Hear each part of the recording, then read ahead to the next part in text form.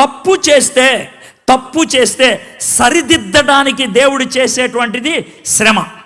దేవుడు తప్పు చేస్తే క్రమబద్ధం చేయడానికి, క్రమశిక్షణలో తీసుకురావడానికి. దేవుడు శిక్షించడం అనేది నెగిటివ్ కదా, అది కాదు దేవుడి యొక్క పద్ధతి.